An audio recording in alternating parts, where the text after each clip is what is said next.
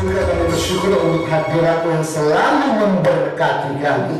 Sebab perjumpaan kami dengan Tuhan selalu mengubah kehidupan kami. Berbicara pada sore hari ini, biarlah kebenaran-Mu menambahkan nilai yang baik. Kebenaran-Mu membuat kami berkualitas dan terus berkarya bagi Tuhan sama. Jatuhkanlah wahyu-Mu sehingga seluruh isi hati-Mu boleh terus disampaikan untuk kami boleh mengenal isi hati-Mu lebih dalam lagi. Biarlah kebenaran-Mu selalu membukakan kepada kami pengertian-pengertian yang baru. Demi nama Yesus, kita semua siap diberkati sama-sama. Kita katakan amin. Silakan duduk kembali. Puji nama Tuhan. Selamat sore. Apa kabar saudara semua?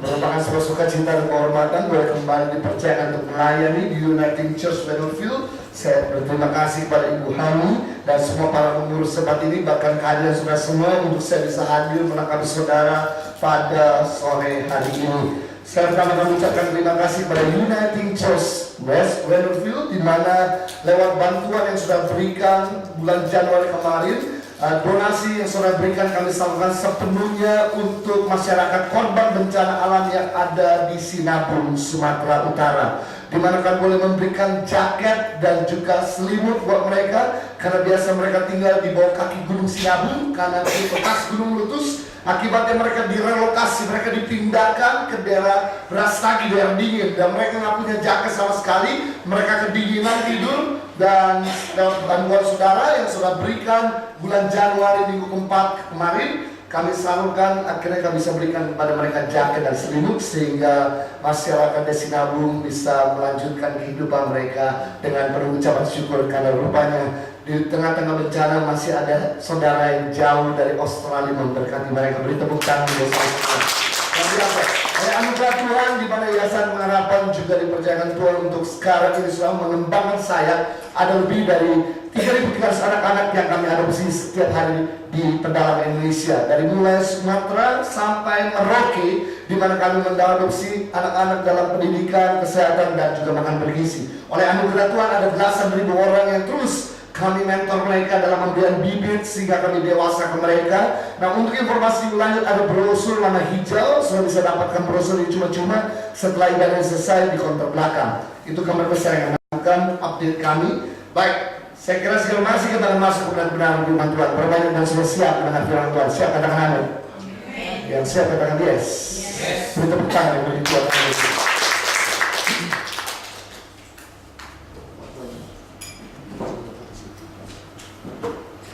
Baik, kalau sudah senang sebuah tema khotbah, saya berjudul khotbah saya pada ibadah sore hari ini tentang enlarging your capacity, memperbesar kapasitas kita, atau yang saya sebut dengan hukum potensial. Karena kehendak Tuhan dalam kehidupan kita bukan statis, tapi kehendak Tuhan dalam kehidupan kita dinamis. Kehendak Tuhan dalam kehidupan kita bukan selalu sama dari waktu ke waktu, tapi kehendak Tuhan dalam kehidupan kita terus naik, tidak menjadi turun, jadi kepala, tidak menjadi ekor, menjadi pendahulu, dan tidak menjadi kemudian. Bukannya Tuhan tidak bisa memberkati kita, bukannya Tuhan tidak bisa mencurahkan anugerah dan kepercayaan lebih besar lagi, namun karena kapasitas kita yang terlalu kecil, sehingga ketika Tuhan mencurahkannya, akibatnya bocor kembali. Mungkin bisa dibuat.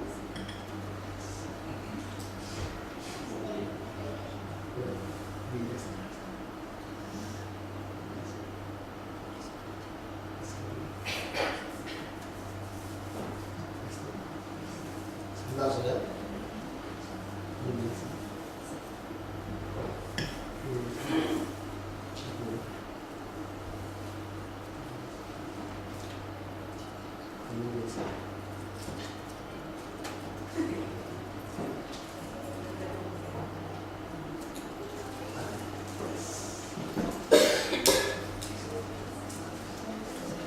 Enlarging your capacity. Oh, ini lebih bagus, membuat saya tidak terkunci. Asik.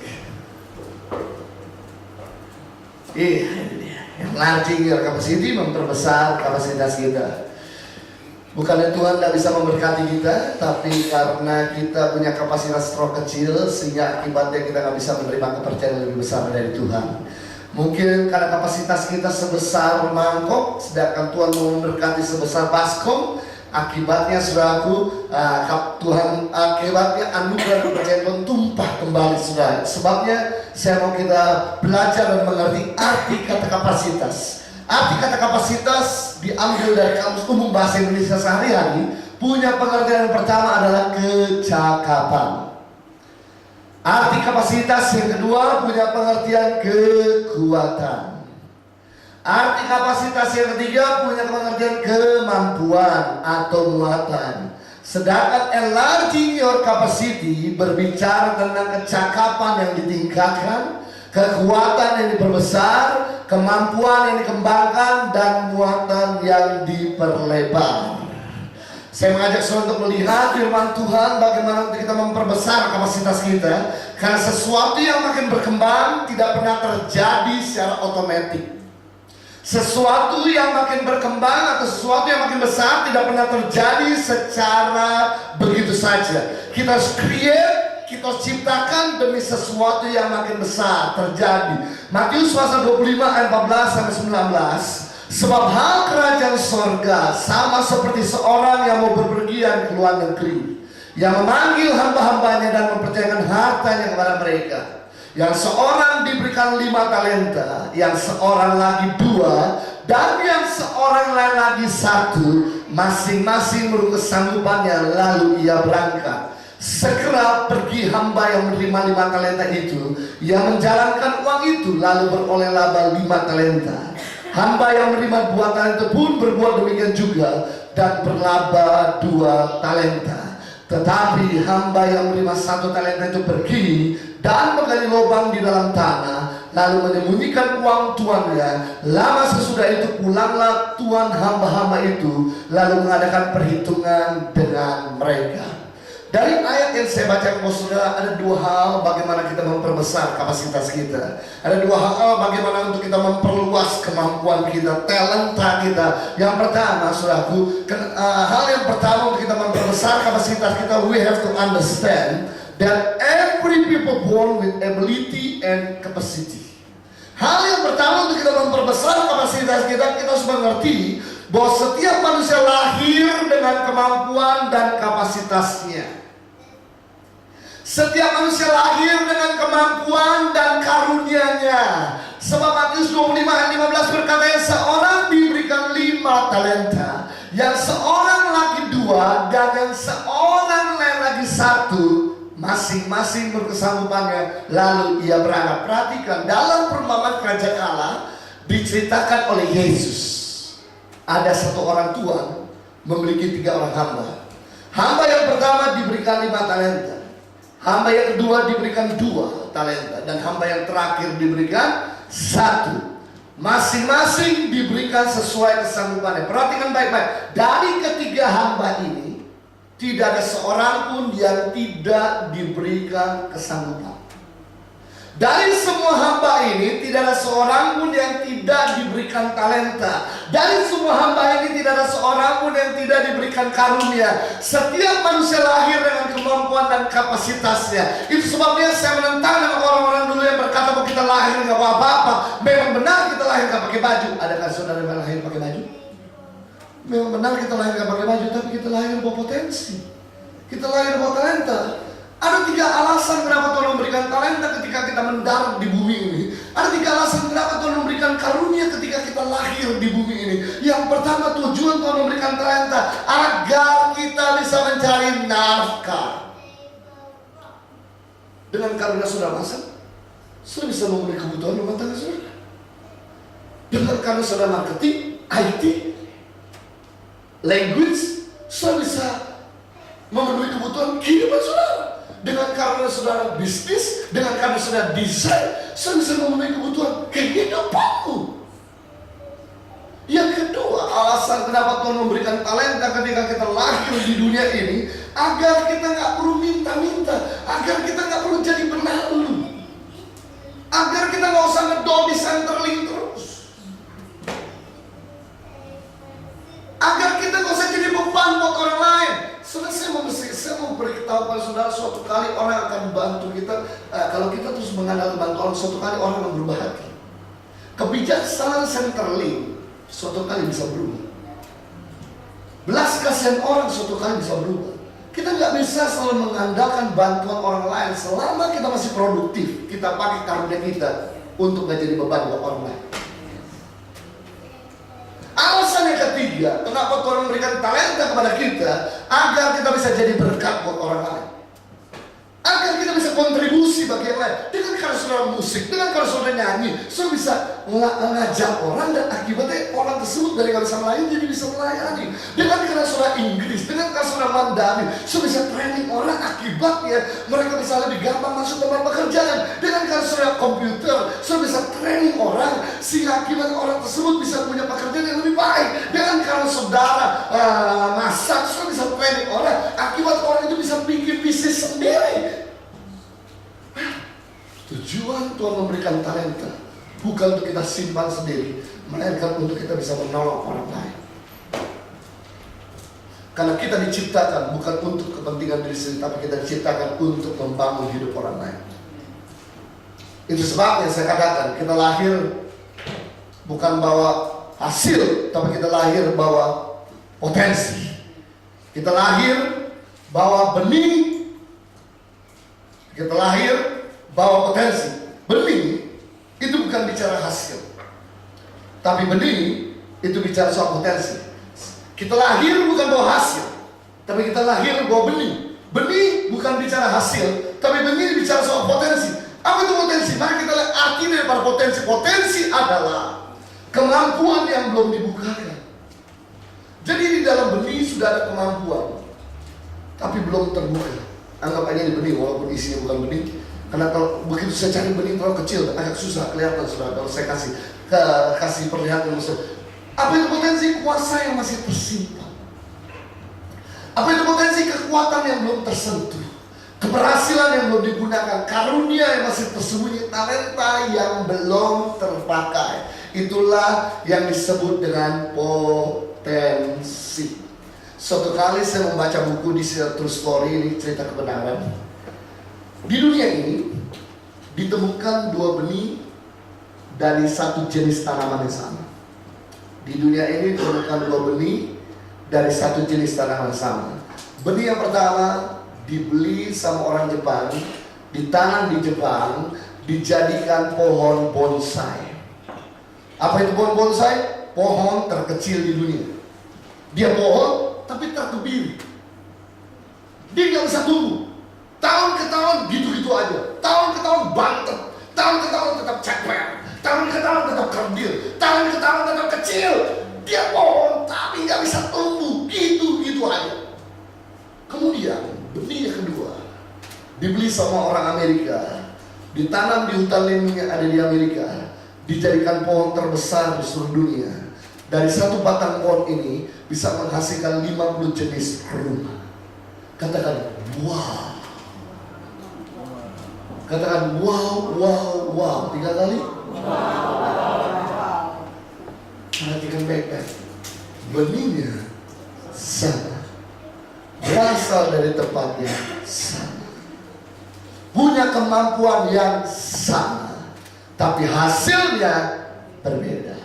Yang satu kecil, tapi yang satu besar, giant, dan menguntungkan 50 keluarga. Saya mau beritahu saudara, sebetulnya tidak ada salah dengan benih tersebut, tidak ada yang ganjil dari benih tersebut. Tapi yang menentukan masa depan daripada sebuah benih adalah si pengelolanya. Ketahuilah bahwa di dalam diri kita ada benih kreativitas. Ketahuilah bahwa di dalam diri kita ada benih kebesaran. Ketahuilah bahwa di dalam diri kita ada benih kesuksesan. Ketahuilah bahwa di dalam diri kita ada benih kekayaan. Tapi kenapa yang seorang makin hari makin besar, tapi kenapa kita makin hari makin kecil? Saya beritahu, tidak ada salah dengan benih yang Tuhan tanamkan di dalam diri kita. Dan menentukan besar kecil masa depan hidup kita sebetulnya adalah si pengelolanya, diri kita sendiri. Jadi saudara menentukan masa depan hidup saudara, mau besar atau tetap mau kerdil, mau sukses atau mau tetap gagal, mau hidup diberkati atau mau hidup mau hidup biasa-biasa aja. Saya tidak mau jadi orang yang sekedar biasa-biasa. Tentu saya akan memilih untuk jadi orang yang lebih dari biasa-biasa. Kebesaran tidak ada di luar, tapi kebesaran ada di dalam diri kita. Seorang hamba Tuhan bernama Rob Thompson, dia seorang pembicara televisi, dia berkata, "The greatness is born in the heart of every man, but only those who recognize that will ever achieve." Kebesaran ada di dalam hati setiap manusia. Kejayaan, kesuksesan, kekayaan ada di dalam hati setiap manusia. Tetapi hanya mereka-mereka yang mengenalinya yang berhasil mencapainya. Jadi sekalipun kita punya benih kebesaran, sekalipun kita punya benih kekayaan, sekalipun kita punya benih kesuksesan, tidak semua orang bisa mengecapnya. Hanya mereka yang mengenalinya yang berhasil mencapainya. Jadi saya katakan, saudara, kebesaran tidak ada di depan, kebesaran tidak di samping, tapi kebesaran ada di dalam diri kita sendiri. Suatu kali saya pergi ke Pulau Halmahera. Pulau Halmahera terletak di Indonesia bagian timur, antara Pulau Sulawesi dengan Pulau Papua. Ada pulau kaki 3 kecil. Ini gambarnya tiba-tiba jadi hilang, nggak tahu kenapa. Sebetulnya ada peta di sini, tapi gambarnya hilang. It's okay, nggak apa-apa. Lihatlah dengan iman. Waktu itu penerbangan tidak banyak. Saya harus terbang dari Jakarta ke Manado 3 jam. Dari Manado saya tukar pesawat kecil baling-baling sekitar 1 jam ke Pulau Ternate. Kemudian dari Pulau Ternate saya harus menyeberang lagi pakai speedboat 1 jam ke Pulau Halmahera. Kemudian sampai di perbatasan Pulau Halmahera di pelabuhan saya masuk lagi kira-kira sekitar 4 jam. Saudaraku, saya kaget tiba-tiba saya menemukan begitu banyak orang bule Australia ada di sana. Kemudian saya tanya sama teman saya yang bawa saya ke sana, "What are they doing here?" Apa yang mereka kerjakan jauh-jauh dari Australia, kemudian mereka ada di sini? Loh, Bapak nggak tahu bahwa pulau ini kaya dengan emas. Saya nggak tahu. Kalau Anda lihat di satelit dari utara, selatan, timur, dan barat, this is a gold mining. Ini ladang emas. Kemudian saya tanya sama teman saya, memangnya berapa kilogram emas orang Australia ini bisa dapatkan di tempat ini? Teman saya berkata, setiap satu situs, satu tempat, mereka bisa mendapatkan 500 kg gold every single day. Satu situs. Kalau ada 10 situs berarti 5.000 kg gold every day. Wow. Kemudian saya tanya sama teman saya, bagaimana keuntungan? Nah itu dia, Pak. Kenapa itu dia? Nah itu dia. Iya, kenapa itu dia? Nah itu dia. Iya, kenapa itu dia? Karena mereka mengenalinya. Karena mereka yang menggalinya, maka 99% keuntungan mereka nikmati. Sedang 1% keuntungan diberikan pada daerah setempat. Akibatnya, mereka mengenali makin hari makin kaya, sedangkan kita punya emas makin hari makin miskin. Sungguh ironis. Banyak masyarakat di Pulau Halmahera hidup di bawah garis kemiskinan. Mereka tidur di rumah yang gubuk, tidak ada listrik, tidak ada pintu, tidak ada jendela. Tapi mereka nggak sadar bahwa mereka tinggal di atas emas. Mengerti ini baik-baik. Perhatikan ini baik-baik. Barang siapa tidak bisa menggali yang terbaik dari dalam dirinya, orang lain akan mempergunakan kita secara maksimal dengan menggaji kita secara minimal. Sekali lagi, barang siapa tidak bisa menggali yang terbaik dari dalam dirinya, orang lain akan mempergunakan kita secara maksimal dengan menggaji kita secara minimal. Saya tidak mau jadi orang yang diperas waktu saya habis-habisan dengan hasil kecil. Itu sebabnya tiap hari kami harus selalu sibuk untuk mengeluarkan yang baru, kreativitas yang baru, ide yang baru, kewahiman yang baru, segala yang baru, pekerjaan yang baru. Dengan demikian orang akan bayar mahal untuk itu. Kebesaran tidak ada di luar, kebesaran tidak di depan, tapi kebesaran ada di mana? Dalam diri kita. Saya teringat sekali dari seorang seniman terkenal bernama Michelangelo. Salah satu lukisan yang terkenal yaitu Yesus duduk makan malam berjamu kudus dengan murid-muridnya. Ini lukisan daripada Michelangelo salah satunya. Sebetulnya passion passionnya Michelangelo itu bukan melukis, tapi passionnya Michelangelo adalah memahat. Tapi masalahnya pada waktu itu memahat agak kurang dihargai, agak kurang laku. Makanya dia belajar melukis. Padahal itu bukan merupakan hobinya. Hobinya adalah memahat. Suatu kali dia memahat sebuah patung Raja Daud yang begitu luar biasa. Ketika dia memahat patung Raja Daud yang begitu indah ini, kemudian semua orang rela membayar dengan harga yang mahal. Michelangelo tidak mau jual. Bahkan ada beberapa orang rela menjual istananya dan menukarkan dengan patung Raja Daud ini. Michelangelo pun tidak mau jual. Seorang reporter datang sama Michelangelo dan berkata, Michael, bagaimana mungkin kau bisa membuat patung Raja Daud yang begitu indah yang harganya unvaluable, harganya tidak ternilai? Jawaban Michelangelo sederhana. Dia berkata, sore hari saya keluar dari rumah, saya menemukan bongkar batu yang tidak digubris orang sama sekali. Yang saya lakukan adalah saya memotong bagian-bagian yang perlu. Muncullah patung Raja Daud ini. Saya kemudian muter otak, saya berpikir ketika saya baca buku, ketika saya tahu story ini, saudara tahu bahwa batu ini telah tinggal di tempat yang salah bertahun-tahun, bukan sekedar berbulan-bulan. Batu ini bertinggal mungkin udah ratusan tahun di tempat yang salah, tapi nggak ada orang yang menyadari bahwa ada Raja Daud di dalamnya. Mungkin saudaraku, batu ini saudara udah dilalu-lalangin, udah dilewatin begitu banyak orang, bukan cuma puluhan, bukan cuma ratusan, bukan cuma ribuan, mungkin jutaan orang sudah mondar-mandir di depan batu ini. Tapi mereka nggak sadar bahwa sesungguhnya ada Raja Daud yang sedang terjebak di dalam batu ini. Pas Michelangelo lewat, melihat Raja Daud sedang nyangkut di dalam, Daud berkata, keluarkan saya dari dalam. Michelangelo lihat, kesian sekali kamu, mari saya bantu kamu keluar. Dia potongnya bagian-bagian mana perlu. Muncullah patung Raja Daud yang begitu indah. Kebesaran tidak di luar, tapi kebesaran ada di mana? Dalam diri kita. Yang kita perlu lakukan adalah potong iri hatimu, potong hidupmu yang sia-sia, potong waktumu yang tidak dimaksimalkan, potonglah hidupmu di dalam dosa, potonglah hidupmu yang selalu merugikan orang lain. Ingat saudara, kita punya waktu terbatas, kita punya tenaga terbatas, kita punya finansial terbatas. Jangan pakai yang sisa terbatas ini untuk sibuk komplain sama orang lain, ngomongin orang lain, iri hati dengan orang lain, bahkan rusak hidup orang lain. Habis. Yang kita perlu lakukan, pakai yang terbatas ini untuk memakan yang terbaik dari dalam diri kita, untuk mengeluarkan yang terbaik dari dalam diri kita. Saudara, kalau ada tempat yang paling kaya di dunia, sebetulnya bukannya Papua yang kaya dengan uranium. Kalau ada tempat yang paling kaya di dunia, sebetulnya bukan Halmahera yang kaya dengan emas. Kalau ada tempat yang paling kaya di dunia, sebetulnya bukan Timur Tengah yang kaya dengan minyak bumi.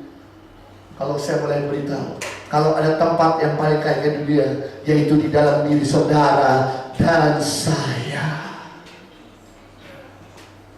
Emas di Papua suatu kali bisa habis, minyak bumi di Timur Tengah suatu kali bisa habis, tapi kreativitas yang ada di dalam diri kita tidak pernah ada habisnya sampai kita masuk ke liang kubur.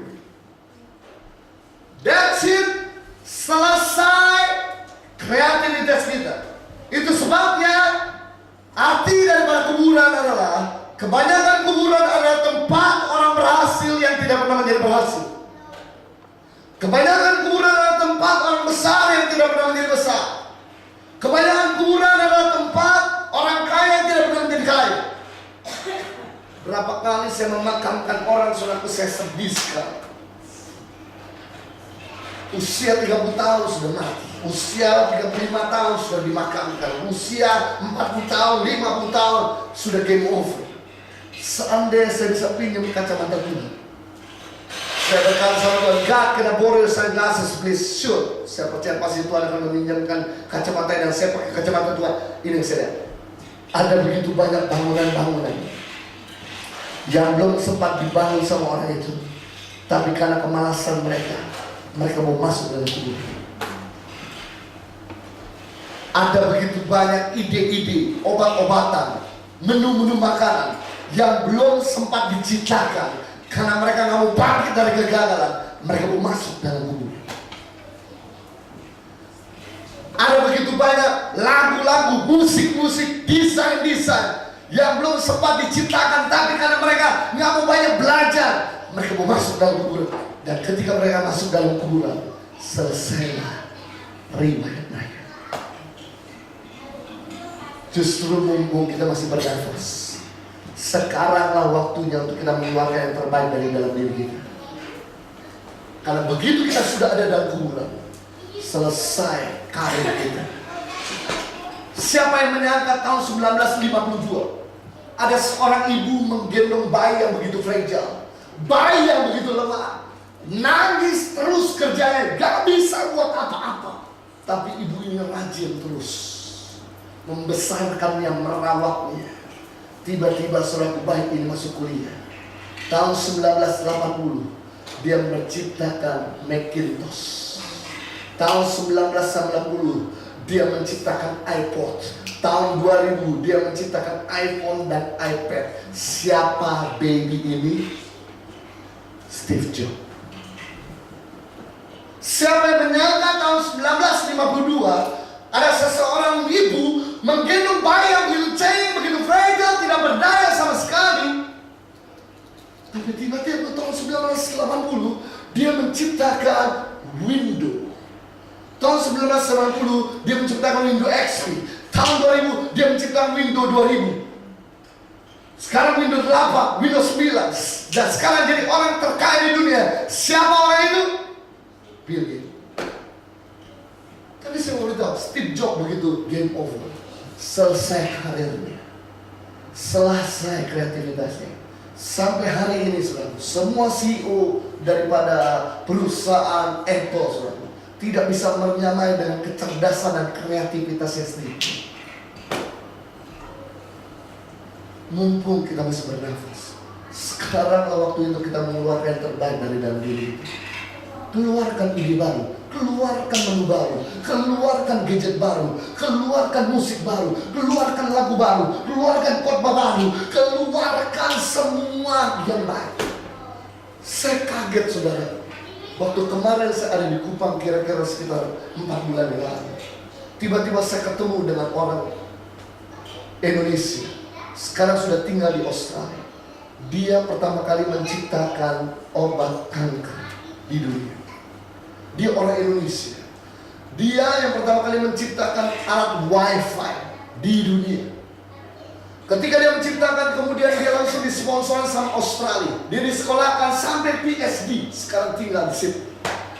Dan kemudian selaku dia sejak ketika mamanya kena kanker, dia coba obatin nggak sembuh, selaku akhirnya mamanya meninggal. Dia nggak bisa terima dengan ini karena tidak ada obat yang bisa menyembuhkan kanker. Dia coba cari tahu, dia coba selidiki, dan akibatnya selalu lewat penemuannya dia, bahan-bahan herbal yang dari Australia selaku, dia kemudian bisa menciptakan obat kanker. Dia tolong beberapa bule suraku sembuh dari kanker, dan kemudian dia tolong beberapa orang Indonesia sembuh dari kanker. Dan sekarang suraku obat-obatan dicari di mana-mana.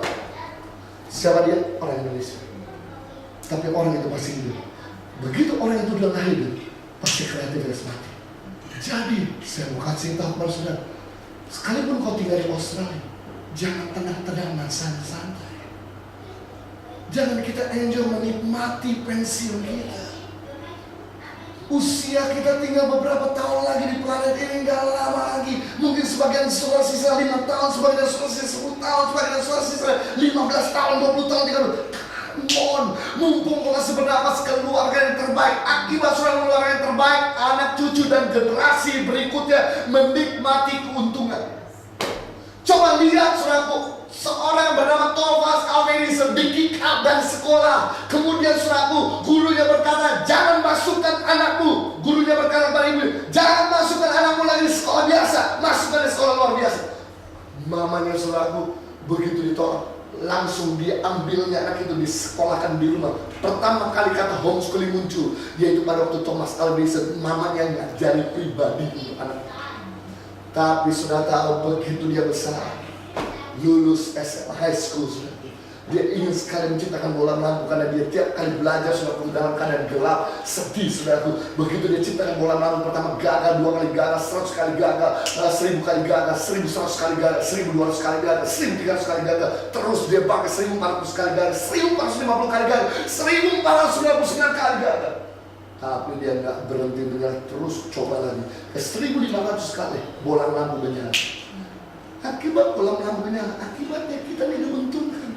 Coba seandainya pada waktu Thomas Alva Edison menyerah di hitungan 1499 kali, memang gue orang bodoh, memang gue orang bodoh, memang gue gak bisa apa-apa. Mungkin sampai hari ini planet ini masih primitif, kemana-mana kita mau diri. Tahukah saudara, ketika kita mau bangkit dari kegagalan, ketika kita mau berjuang keras, yang diuntungkan bukan cuma kita punya keluarga, tapi sekitar kita diuntungkan.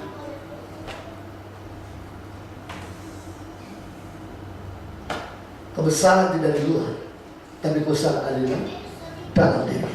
Yang kedua, bagaimana kita memperbesar kapasitas kita? Yang kedua, saudaraku, jangan berhenti belajar berapapun harganya. Jangan berhenti belajar berapapun resikonya. Jangan berhenti belajar berapapun sakit.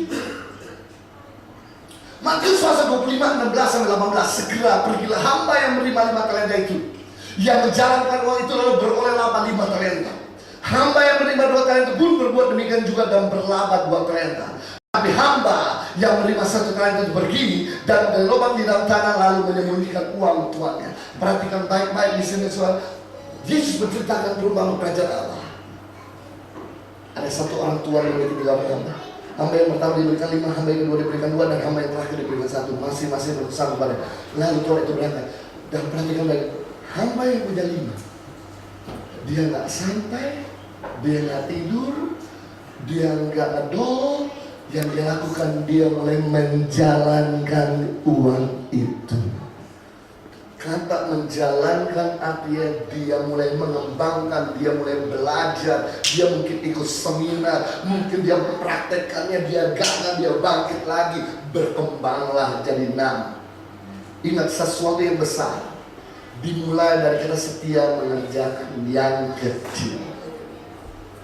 Sesuatu yang banyak dimulai dari kita setia mengerjakan yang sedikit. Jadi 5 ini nggak langsung jadi 10, bertahap, 6 dulu, 7 dulu. Mungkin saudaraku waktu itu dia hidup takut akan Tuhan, hidup benar, hidup sungguh-sungguh sama Tuhan, mengabdi sepenuhnya Tuhan kepada Tuhan, berkembang jadi 8. Kemudian dia tolong orang, dia ngajar orang, dia training orang, berkembang talenta jadi 9. Kemudian dia mulai ikut seminar, belajar orang lain, berguru sama yang lain, berkembanglah jadi 10.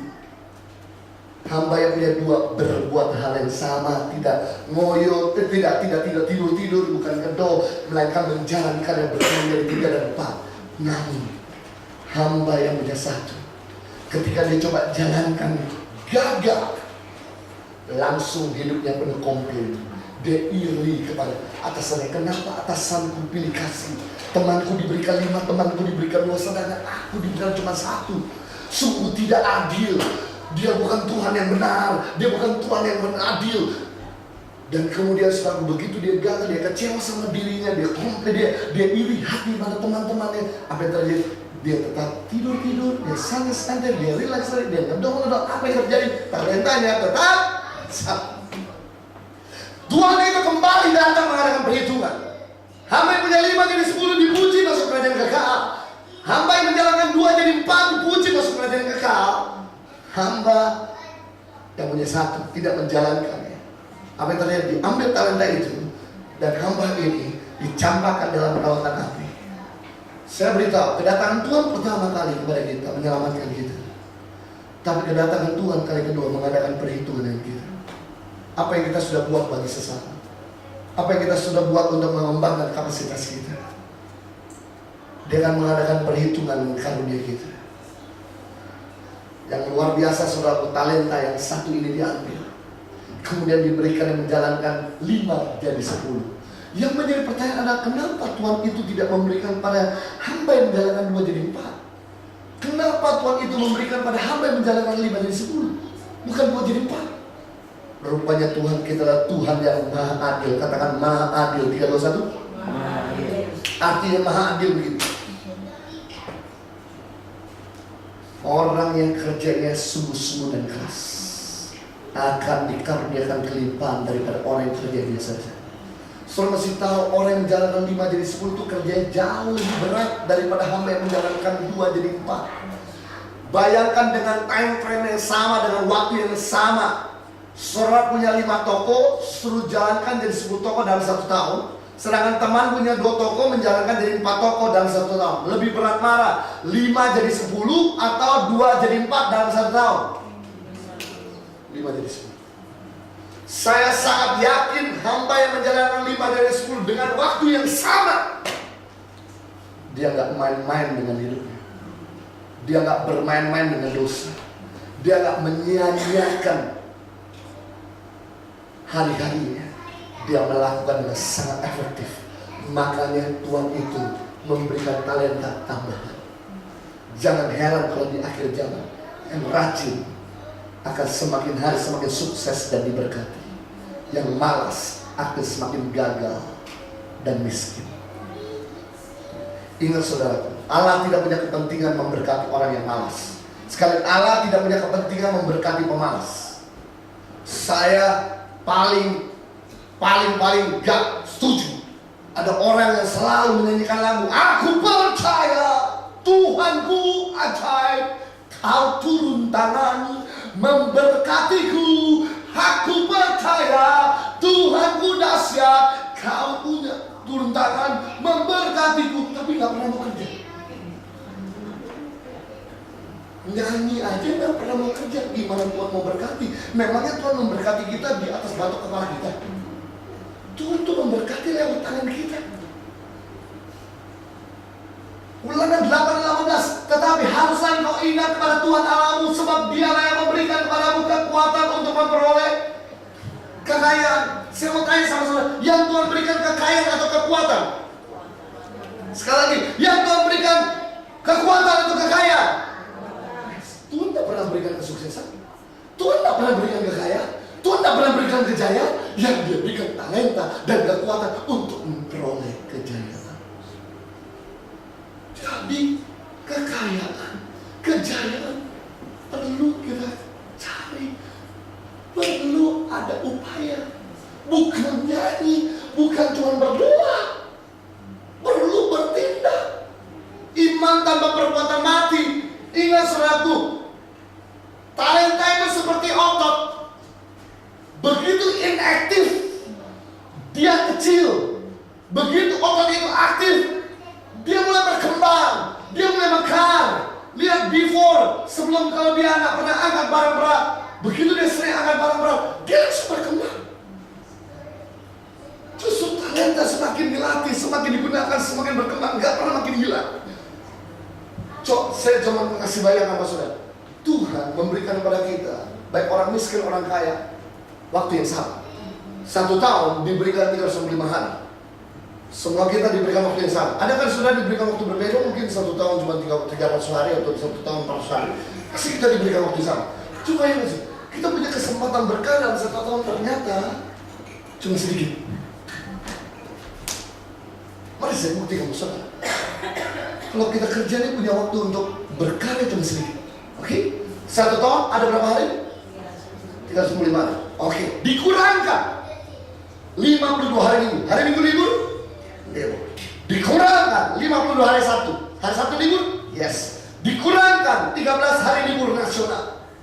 Entah itu Anzac Day, entah itu Australian Day, entah itu day-dayan. Dikurangkan 12 hari cuti tahunan. Dikurangkan 7 hari cuti bersama. Kalau ada lebaran di Indonesia ini. Dikurangkan lagi 10 hari cuti sakit, izin dan urgensi. Total efektivitas kita bekerja cuma 219 hari atau 7 bulan kerja. Berarti 146 hari atau 5 bulan libur. Atau 60% kerja, 40% libur. Namun saudara menerima gaji 12 bulan penuh plus bonus THR. Ini adil sekali digaji 13 bulan.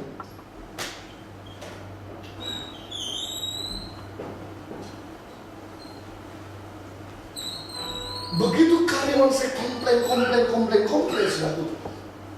Begitu saya bukakan ini, kesempatan kita berkarya di perusahaan di mana kita bekerja cuma 7 bulan dalam 1 tahun. Tapi kita menerima gaji 13 bulan.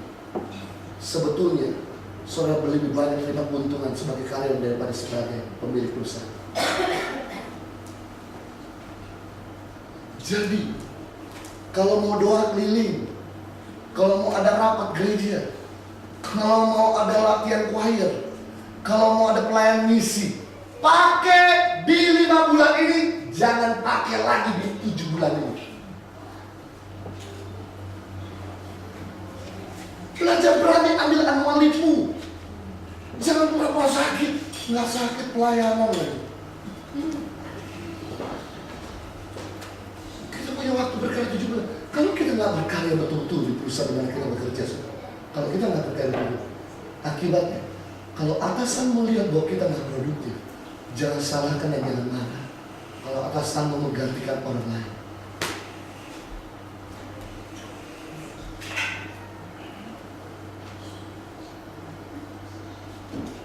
apa saja yang kita diamkan, kualitasnya akan menurun dan cenderung rusak.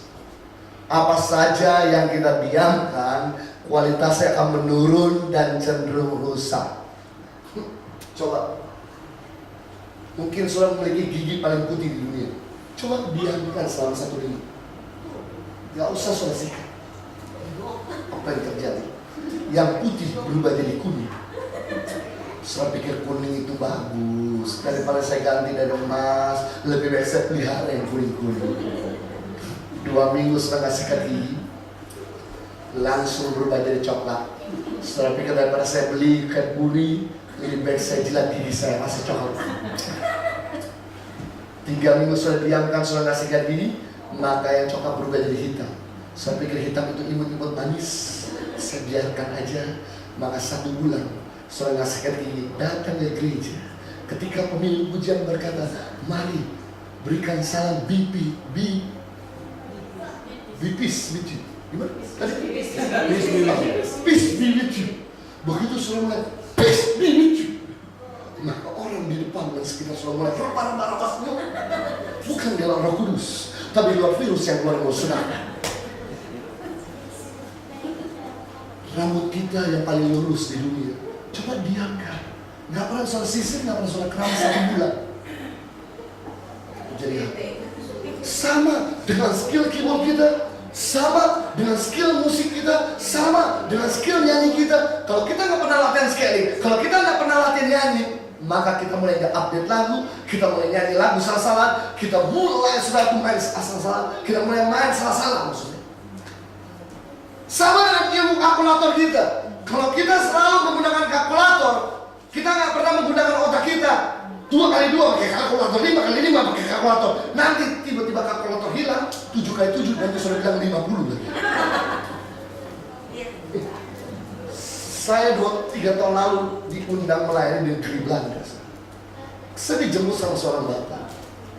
Kemudian bapak ini berkata, Pak, saya mau antar bapak untuk makan. Saya bilang sebelum makan boleh saya diantar pak ke tempat telepon. Saya mau beli SIM card yang bisa digunakan BlackBerry supaya saya bisa menghubungi Indonesia lebih murah.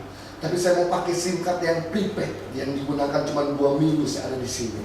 Kemudian saya bilang, bisa bapak antar ke sana? Oh sure, bisa. Saya bisa antar. Kemudian dia antar saya ke toko Telkom, toko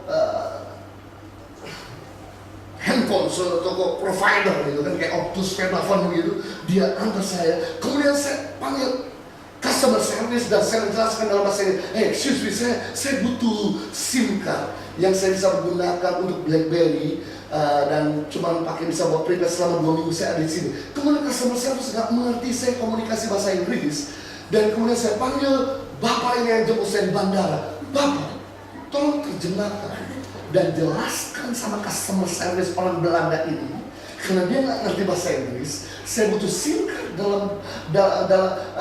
untuk bisa BlackBerry, dan saya butuh untuk digunakan selama 2 minggu saya atau sebulan. Dan kemudian bapak ini berkata, Pak, Anda aja yang bicara dalam bahasa Inggris. Saya udah bicara bahasa Inggris, dia nggak ngerti. Iya, sebab saya nggak bisa bahasa Belanda, Pak. Oke, Bapak sudah tinggal berapa lama di negeri Belanda? 28 tahun. Hah? Berapa tahun, Pak? 28 tahun. Habisnya saya setelah ketemu orang Indonesia, kumpul dengan orang Indonesia, kemana-mana bersama dengan orang Indonesia. Jadi saya jarang komunikasi bahasa Belanda, Pak. Begitu ya, Pak. Ternyata 28 tahun ini tinggal di negeri Belanda belum tentu menjamin kita bisa bahasa Belanda. Ternyata 28 tahun tinggal di Australia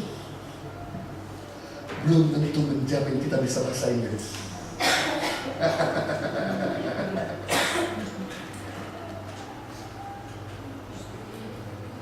Ternyata 28 tahun tinggal di China belum tentu menjamin kita bisa bahasa Mandarin. Semua itu bukan ditentukan dari kita diamkan, melainkan dari kita praktis. Karena apa saja yang kita kerjakan secara tekun, kualitasnya akan berkembang dan berlipat kali ganda. Apa saja yang kita kerjakan secara tekun, kualitasnya akan berkembang dan berlipat kali ganda. Mungkin saudara bisa bahasa Inggris. I tell you, ngomonglah bahasa Inggris, baik entah itu sama orang Australia, ngomonglah bahasa Inggris entah itu sama orang Indonesia, ngomonglah bahasa Inggris entah itu sama teman baikmu, ngomonglah bahasa Inggris entah itu ketemu Dogi, ngomong bahasa Inggris. Pasti cepat atau lambat sudah akan pintar bahasa Inggris. Mungkin saudara bisa marketing, latihan ladangkan, marketingkan, apa aja dimarketingkan, handphone kayak dimarketingkan, baju kayak dimarketingkan, kamera kayak dimarketingkan, dasi kayak jas dimarketing, apa aja dimarketingkan. Saya percaya 2 tahun kemudian saudara pasti pintar marketing. Saya ingat sekali waktu tahun 2005 kami dikaruniakan Tuhan anak kembar lahir di Sydney, Australia. Istri saya itu pengen melahirkan normal, tapi karena 7 bulan darahnya tinggi, dokter berkata itu di St. John's Hospital Ogara. Dokter berkata bayimu harus dikeluarkan, kalau nggak ini akan membahayakan buat ibu dan si bayi. Mau nggak mau istri saya nggak punya pilihan, kemudian disesar. Ketika disesar, bayi saya yang pertama dikeluarkan beratnya 1,47. Bayi saya yang kedua beratnya 1,67. Jadi 2 baby 3 kilo. Kecil, tiny kecil botol. Kemudian 3 minggu di inkubator. Waktu di inkubator sudah minggu pertama, istri saya nggak berdaya. Jadi suster lah yang terus ngurusin anaknya. Nah, kita tahu sendiri public hospital itu bukannya private hospital. Suster itu cuma bantu dalam 1 hari pertama. Hari kedua, bapaknya dipanggil. Mr. Christianus, come here. Oke, bayi kamu buang air, waktunya untuk kamu membersihkan. Oh suster, my goodness, saya nggak bisa. Habis istrimu tidak berdaya, masih kecapean, masih kesakitan. Kalau gitu suster tolong ajarkan saya 1 baby dulu bagaimana cara membersihkannya. Kemudian dia mengangkat bayi, kemudian dia membuka pampersnya dan kemudian membersih-bersihnya dan kemudian menaruhnya lagi pampers berikutnya. Kemudian saudaraku bagian saya mau buka pampers, saya buka baju dulu. Kemudian saudaraku, begitu saya udah buka pampers, saudaraku, saya bersihkan dari badan-badan sampai suster. Memang bagian belakangnya dibersih-bersih. Kemudian saya pasang temper 2 jam nggak bisa. Ada makan salah. Pertama kali, tapi latihan terus pakai tempers, bersih baby. 2 minggu lancar, sambil merem saya bersih. Pertama kali saya disuruh mandiin anak saya, suster mandiin pertama kali. Caranya begini. Oke, kepala harus di atas, badannya aja biar rendam air. Saya kemudian bingung sudah, baby terotai. Kemudian suster lagi pergi secelupin dari atas ke bawah. Begitu susternya, hey, there's your baby, makan dulu. Oh, sorry kan saya mau pikir cepat biar mandi bilas. Pegang tanganmu di sini. Kemudian dia kamu bersih di bagian atas. Oh begitu. 2 minggu saya mandi baby. Apa saja yang kita kerjakan saya pasti akan berkembang daripada ini. Beta tidak pernah bisa ngurus baby. Sekarang jago. Kalau selalu punya baby, panggil saya. Saya siap panggil. Saya tutup kalimat terakhir. Tidak ada kata tua untuk belajar. Tidak ada kata tua untuk belajar. Sekali lagi, tidak ada kata berhenti untuk belajar. Mari saya jelaskan orang tua ini. Marus, orang murid SD tertua di dunia, umur 89 tahun mendaftarkan diri ke sekolah dasar pada tahun 2004. Marus dari Kenya, Afrika, adalah murid SD tertua di dunia. Usia 89 tahun baru masuk sekolah dasar. Waktu dia duduk di sekolah dasar di usia 89 tahun,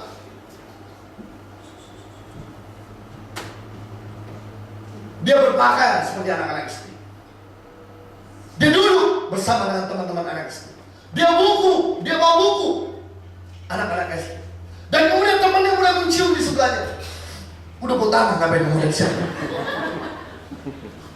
Kemudian dia menjelaskan, tujuan saya sekolah dasar agar saya bisa membaca kitab Injil. Karena selama 89 tahun saya buta huruf, saya tidak bisa membaca. Saya pengen sekali bisa membaca. Dia setia tiap hari sekolah. 4 tahun kemudian dia meninggal. Itu pun tidak sempat lulus SD. Karena dia kena kanker di ususnya. Karena waktu dia meninggal, tiba-tiba teman-temannya kurcaci SD kelas 3, kelas 4 itu mulai memeluk peti dan berkata, Marus, kenapa kau meninggalkan kami? Dalam hati saya, kalau dia bisa bangkit sebentar, udah tua tahu.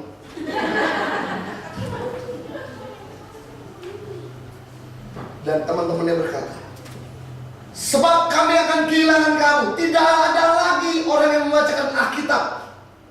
Satu pasal sebelum kita memulai pelajaran.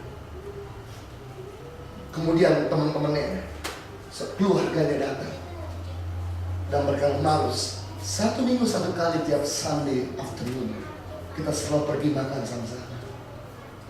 Begitu kamu meninggal, kami akan kehilangan. Tidak ada orang lagi yang menjelaskan Alkitab, membacakan Alkitab, mengajar Alkitab kepada kami lagi. Wah, usia 89 tahun. Ternyata potensi yang masih berkembang. Sekalipun daya pandangnya makin memudar, sekalipun daya tangkapnya mulai menurun, tapi ternyata potensinya masih berkembang.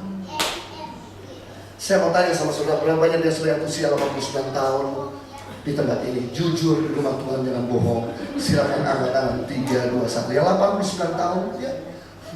Ibu usia berapa? 86. Dia mendekat. Ada yang lebih tua dari ibu itu. Kamu apa jujur sama Tuhan? Ibu berapa?